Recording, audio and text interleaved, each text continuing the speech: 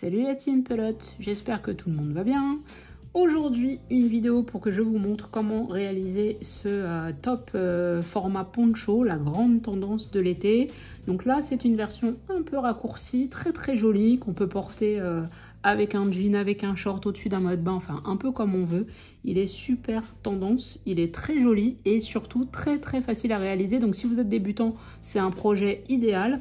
Je vais vous parler aussi du fil qui est très simple à travailler et qui facilitera le travail sur ce poncho. Allez, on commence par le matériel. Pour faire ce petit haut top poncho, j'ai utilisé la Prestige qui est un fil de coton agrémenté d'un petit fil pailleté. Vous connaissez mon amour pour la paillette, pour tout ce qui brille. Donc voilà, j'ai encore frappé. Il y a plusieurs couleurs sur le site. Moi, j'ai utilisé le rose, mais vous trouverez plusieurs couleurs sur le site. Je vous mets tous les liens en commentaire. Le site, c'est marlinis.com. On aura besoin d'un crochet numéro 4, une paire de ciseaux, le mètre de couture, l'aiguille pour coudre et rentrer les fils. On aura aussi besoin de 2 petits marqueurs. Je vous marque à l'écran le nombre de pelotes à utiliser, en sachant que je vous indique par exemple 4 pour la taille S que moi j'ai fait. Pour la taille S, voici la 4e pelote. Voici ce qu'il me reste. Donc en fait, c'est 3 pelotes et demie dont j'ai eu besoin. Donc je vous indique tout ça à l'écran et on commence tout de suite avec le point fantaisie qui constitue tout le charme de ce poncho. Ce point fantaisie est un multiple de 8. Pour pouvoir faire notre top, on va faire un multiple de 8 et on va rajouter 4 pour la symétrie. Donc moi, pour vous montrer le point, je vais simplement monter une chaînette de 28 mailles. Vous ne la serrez pas trop cette chaînette, hein.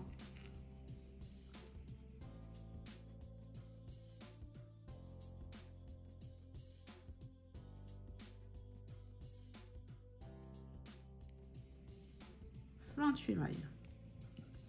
Je vais ajouter 4 mailles en l'air supplémentaires. 1, 2, 3, 4. Dans la 4e maille après le crochet, 1, 2, 3, 4, je vais venir faire une bride. Donc je fais une première bride. Les 3 mailles en l'air qui sont là, au tout début là, servent aussi de bride. Là pour l'instant on va faire le rang de fondation qui ne fait pas partie du schéma. On va faire toute la rangée de brides. Donc on place une bride dans chacune de nos mailles. Une fois qu'on a fait la base uniquement en bride, on va passer au premier rang du point. Le point est composé de 2 rangs qui se répètent. Donc le premier d'entre eux, on va déjà retourner le travail. À partir de là, je ne vais pas mettre de 3 mailles en l'air pour démarrer mes rangs de bride ou 4 mailles en l'air pour démarrer mes rangs de double bride. Parce qu'il y a un rang de bride, un rang composé de double bride. Je vais vous montrer une astuce qui permet d'avoir un bord plus net. Comme c'est un bord qui va rester apparent, je préfère cette technique-là. Alors j'en ai plusieurs, mais là je vais faire celle-ci. Donc je vous montre pour compenser en fait une bride en début de rang, sans que ce soit pour autant 3 mailles en l'air. Donc ici, donc j'ai retourné le travail, je pique directement dans la première maille ici, je ramène mon brin vers l'avant, je fais un jeté, je passe dans mes 2 brins et je vais repiquer entre les 2 mailles ici. Donc je vais passer sous ce brin là, je ne sais pas si vous voyez bien, je récupère de nouveau mon fil, j'ai de nouveau 2 brins ici et je ferme. Ça me fera office de bride. Je vais faire un groupe de 5 brides. Donc là, j'en ai déjà une première. Juste à côté, je mets ma 2e. Et puis la 3e. La 4e. Et la 5e. Je vais faire 3 mailles en l'air. 1, 2, 3. Je vais sauter 3 mailles en l'air en bas. 1, 2, 3. Et je vais venir faire ma prochaine bride dans la 4e du dessous. Donc on a quelque chose comme ça. Et de la même manière qu'ici, je vais faire 5 brides ici. Donc j'ai la première, j'en ajoute 4.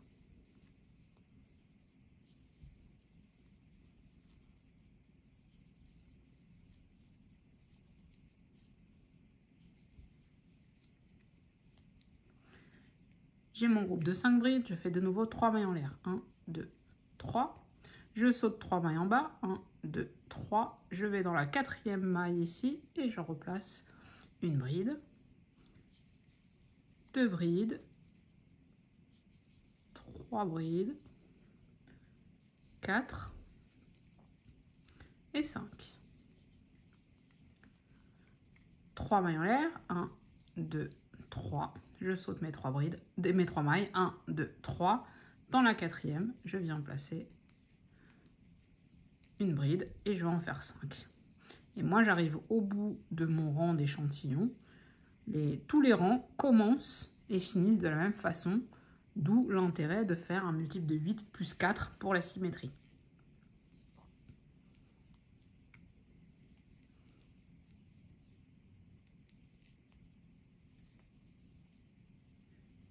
J'ai donc placé mes 5 brides. Je vais passer au rang 2 du point fantaisie. Le rang 2 du point fantaisie, c'est un rang qui va se faire avec des doubles brides. Donc je retourne le travail. Donc normalement, pour avoir l'équivalent d'une double bride, j'aurais dû mettre 4 mailles en l'air. Là, je vais faire exactement ce que j'ai fait pour la bride, sauf que je vais ajouter une maille de plus. Donc là, c'est l'équivalent d'une chaînette double. Donc là, je sors, je fais mon jeté une fois. Je passe entre les deux, je ressors mon fil, un jeté 2 fois. Et cette étape-là, donc là, à cette étape-là, on serait à la bride. Moi, je veux une double bride, donc je recommence. Je ressors une 3e fois. Voilà. Donc là, j'ai l'équivalent d'une double bride. Je fais une maille en l'air. 2 jetés pour me préparer à faire ma double bride. Je saute une maille en dessous et je passe ici. Je fais ma double bride. Une maille en l'air. Je saute une maille ici et je viens me placer tout au bout là et je fais une 3e double bride. 3 mailles en l'air, 1, 2, 3. Donc au-dessus des 3 mailles en l'air du rang précédent, on place toujours 3 mailles en l'air. On se prépare à faire une double bride. On va en placer une ici, une dans la bride du milieu du rang précédent et une au bout, comme on vient de faire. Donc une double bride, une maille en l'air, on saute une maille, on passe sur l'espace d'après une nouvelle double bride, une maille en l'air, on saute une maille et on va se mettre ici dans la maille suivante et on a de nouveau un groupe de 3 doubles brides au-dessus de notre groupe de 5. 3 mailles en l'air, 1, 2, 3. Et on fait exactement la même chose sur le groupe suivant. Donc une double bride, une maille en l'air, on saute une maille, on va dans celle qui suit, 2e double bride, une maille en l'air, on saute encore une maille et on va se placer à la fin là. Et on a un nouveau groupe de 3 doubles brides au-dessus des 5 brides du rang précédent. 3 mailles en l'air. Et vous allez continuer comme ça tout votre rang jusqu'à finir comme vous l'avez commencé et comme je suis en train de faire avec 3 doubles brides séparées d'une maille en l'air. Donc on finit le rang comme on l'a commencé systématiquement. Donc là, on va repasser au rang 1. Je vais vous le montrer parce qu'il ne va pas être tout à fait comme celui-ci. Ici, on devait piquer dans les mailles. Là, ça va être un peu plus simple, surtout plus rapide en fait. Donc, je fais ma méthode qui remplace la bride et les 3 mailles en l'air. Donc, je viens ici, un jeté, 2 brins. Et je recommence une seconde fois, un jeté, 2 brins. Ma première bride est faite. La deuxième, je vais la placer ici, dans cet espace. 2. La troisième, je la place au-dessus de la double bride. 3. La quatrième, ici dans l'espace. 4. Et la cinquième, ici. 5. 3 mailles en l'air. 1, 2, 3. Toujours pareil, ça ne change pas. Et on recommence avec nos 5 brides.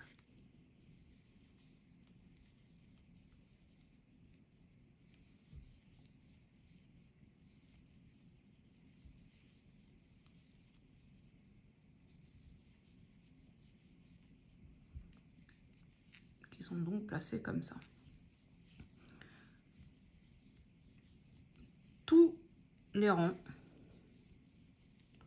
vont se faire exactement comme ça. Donc soit des doubles brides espacées entre elles, soit les groupes de 5 brides. Mais au-dessus des plus grands espaces, là, c'est toujours 3 mailles en l'air pour pouvoir enchaîner sur notre motif.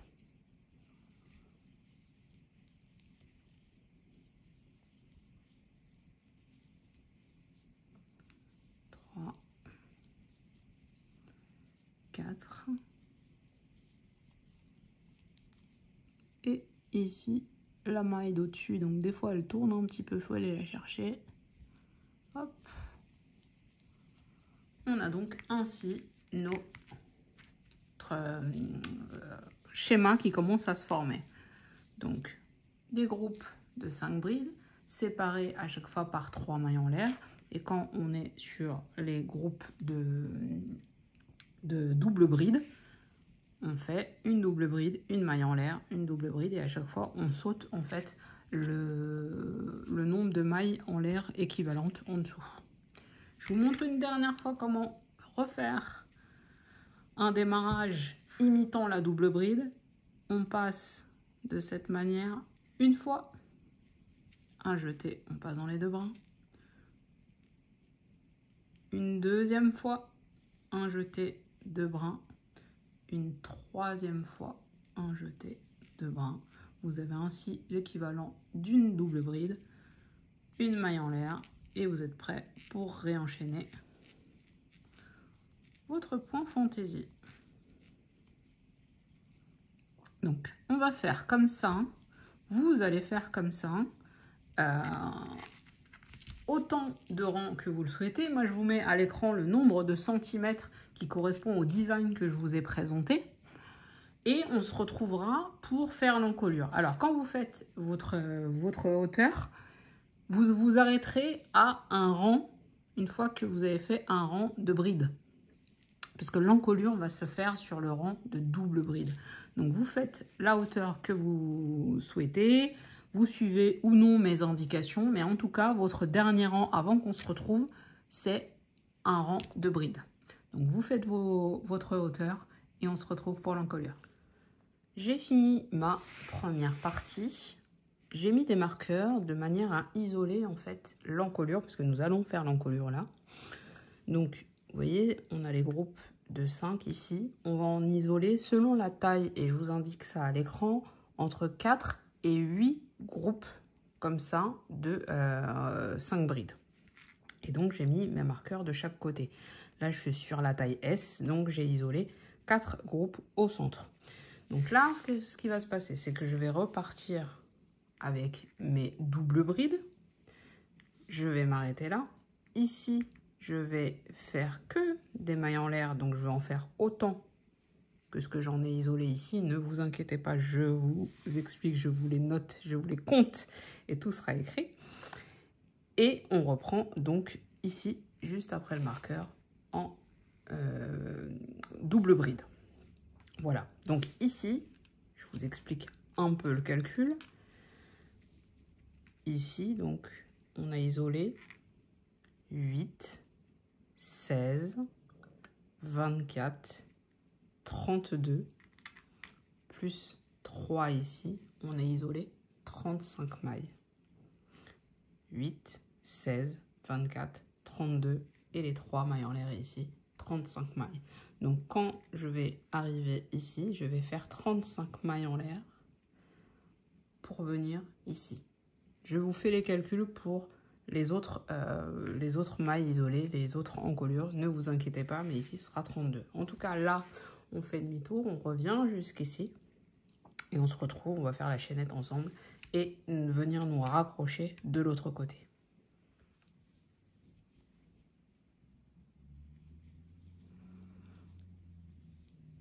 J'arrive au niveau du marqueur, donc là, je vais faire mes 35 mailles en l'air. Donc je fais des mailles en l'air absolument classiques, sans trop serrer.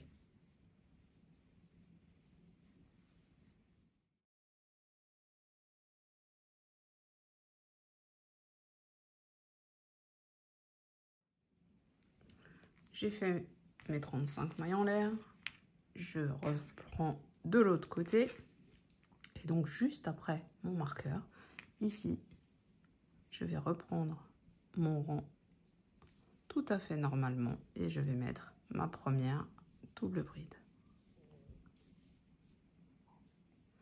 Une maille en l'air et je continue mon schéma normal et je vais jusqu'au bout du rang.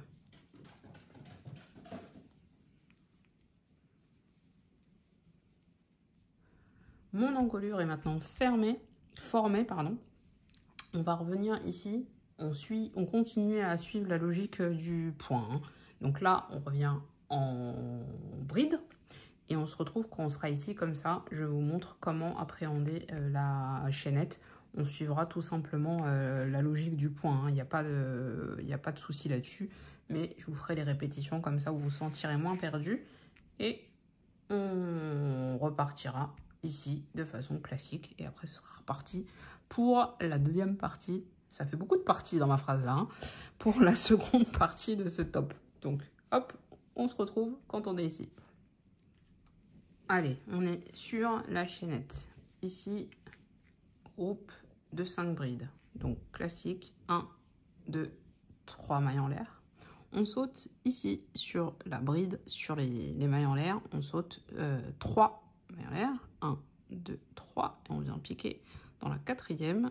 1, 2, 3. On vient piquer dans la quatrième. Et on fait nos 5 brides qui se suivent donc. 2, 3, 4 et 5.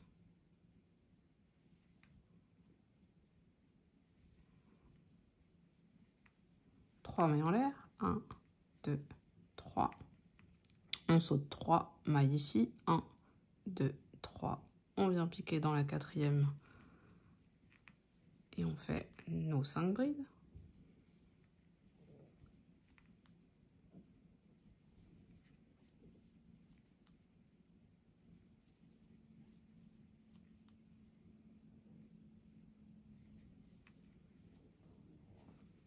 Mailles en l'air, 1, 2, 3, on saute 3 mailles sur notre chaînette, donc 1, 2, 3, on vient piquer dans la quatrième.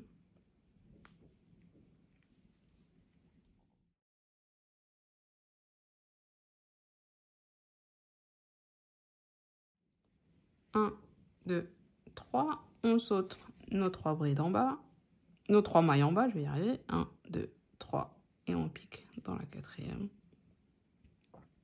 Donc là, logiquement, sur ma chaînette, il me reste 8 mailles. Les 5 dans lesquelles je vais piquer mes brides que je suis en train de faire. Et les 3 mailles en l'air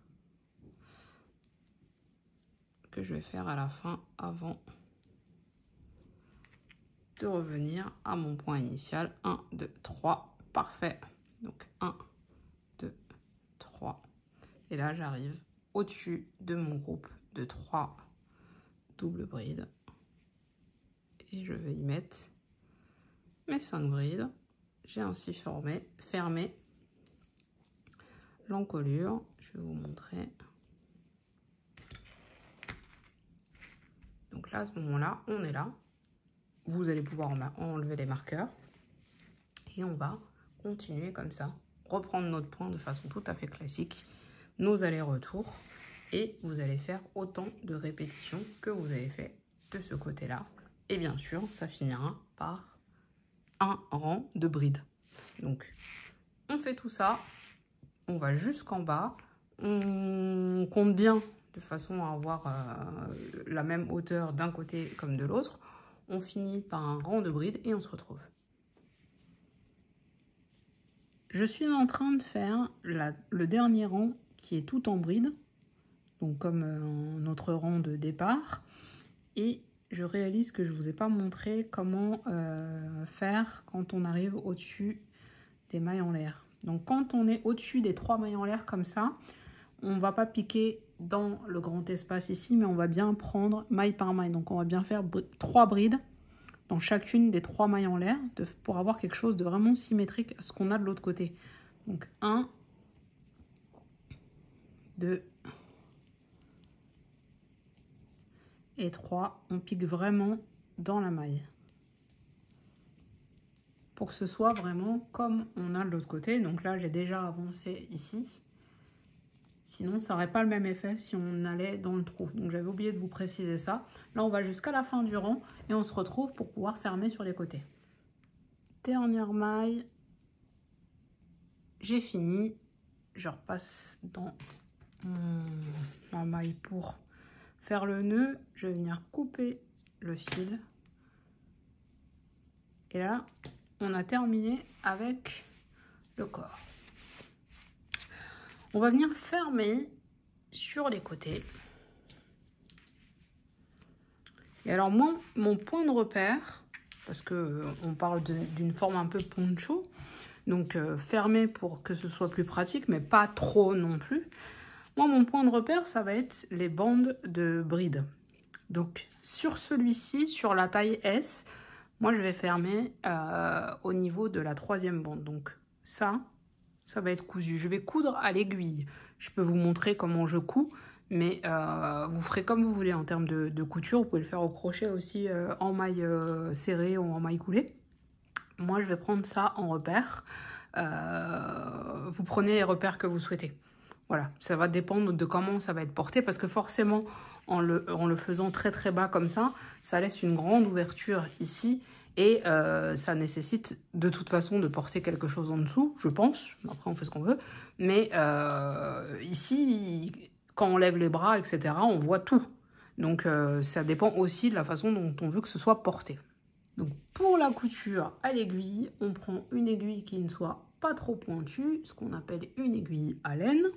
Et pour ne pas avoir un bourrelet, un truc un peu disgracieux, vous allez piquer, en fait, vraiment, vous allez chercher le plus au bord possible de votre maille. Vous voyez, je suis vraiment à ras. Vous prenez bien 2 brins. Il y a plusieurs endroits où vous pouvez passer. Vous prenez bien 2 brins.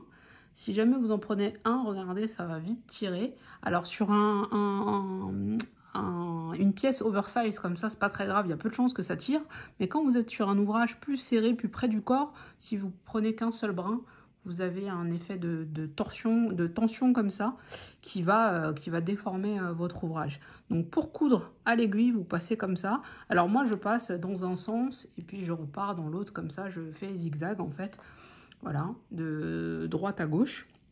Je vais prendre, je vous dis, les 3 premiers groupes de brides. C'est vous qui voyez jusqu'où vous allez. Vous pouvez aussi très bien le laisser en poncho. C'est aussi le but. Moi, il fallait que ce soit fermé. Et puis, à titre perso, même s'il n'est pas pour moi, je trouve ça aussi plus pratique. En tout cas, une fois que vous avez fermé ou pas, vous êtes arrivé à la fin de ce joli petit top d'été. Vous êtes fiers de vous. Moi aussi, je vous dis à bientôt pour une nouvelle vidéo. Ciao, ciao!